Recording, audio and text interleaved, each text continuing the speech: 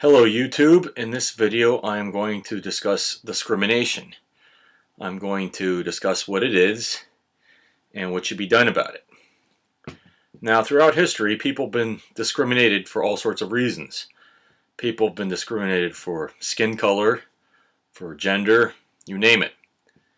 Now, what discrimination is, it's when you tell somebody, you're different, therefore you're inferior. You're different, therefore you're inferior, and therefore you're going to be subject to conditions that are less desirable than what other people are subject to. Discrimination has taken on many forms. People have had certain rights withheld because of discrimination. People have not been allowed to do stuff such as vote or go in certain places or use certain services because of discrimination. People have even been put into slavery because of discrimination. Now, in the perfect world, we wouldn't have any discrimination. As it is, though, as most people know, this world is far from perfect.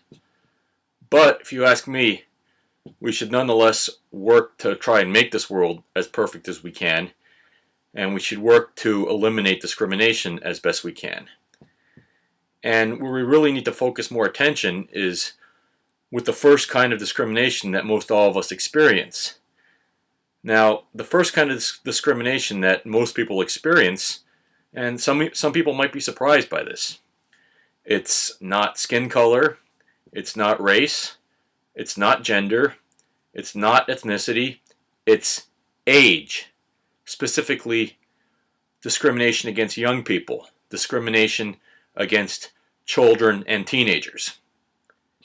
After all, most all of us have grown up with our parents sometimes telling us stuff such as, you can't do that, you're not old enough. And we see our parents do stuff that we're not allowed to do because we've not yet hit whatever magical age. We see our parents driving, voting, cooking with a stove, using power tools, etc., etc. They're allowed to do those kinds of things, but we're not, children aren't, because they're not old enough. They're inferior in that sense, or at least considered inferior in the sense that they have not yet reached whatever age you have to be to do that sort of stuff. Now, some of those things I mentioned, it's not parents that prohibit you from doing it till you reach a certain age, it's the law. For instance, in this country with voting, the law says you have to be 18 or older to vote. And with driving, in most states, it's the law that says you have to be 16 or older to drive. So with some things, it's not parents, it's the law.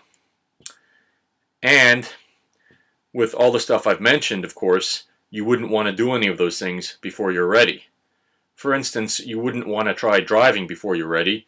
If you do, you might crash. You might kill yourself, might kill somebody else.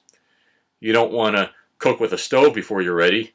If you do, you might burn yourself. You might burn the house down. Anything that's potentially dangerous, anything that requires a certain amount of responsibility, you don't want to do before you're ready. But I'm saying ready, not old enough, but ready. When is somebody ready to do something? Depends on the person. Hitting a magical age of 18 or 21 or whenever, that doesn't mean you're magically ready to do something. And there's a lot of people that haven't reached such magical ages that are more than ready to do whatever it is they're restricted to because of their age. Even with really young children, I remember those toys in the toy store that said, ages 8 and up. That's what the label on the toy said, ages 8 and up. Now, of course, these are just recommendations. There's no law that says that you have to be 8 or older to play with such toys, but too many parents take those recommendations too seriously. I remember my mom saying, "Ooh, that toy says 8 and up." When I was under the age of 8, my mom would say, "Ooh, it's 8 and up." Sometimes I'd get the toy anyway.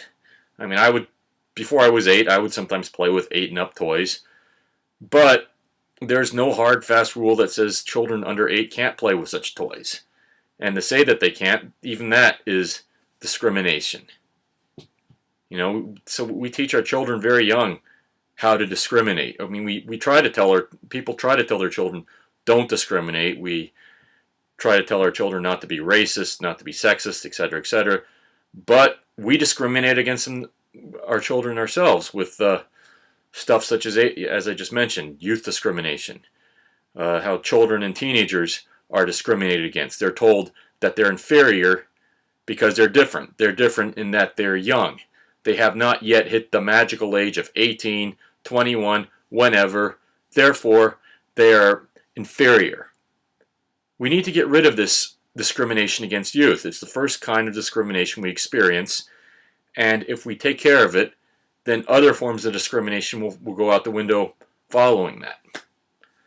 So I do think we should, by all means, teach children not to be racist, not to be sexist, but we also have to teach children not to be ageist, not to be discriminated against young people. And that obviously includes setting an example and not discriminating against them. Children and teenagers are human beings just like everybody else. They should have the same rights as everybody else. You're not better than somebody just because you've reached a certain age. So children and teenagers, they deserve to not be discriminated against. We need to eliminate youth discrimination, and other forms of discrimination will follow.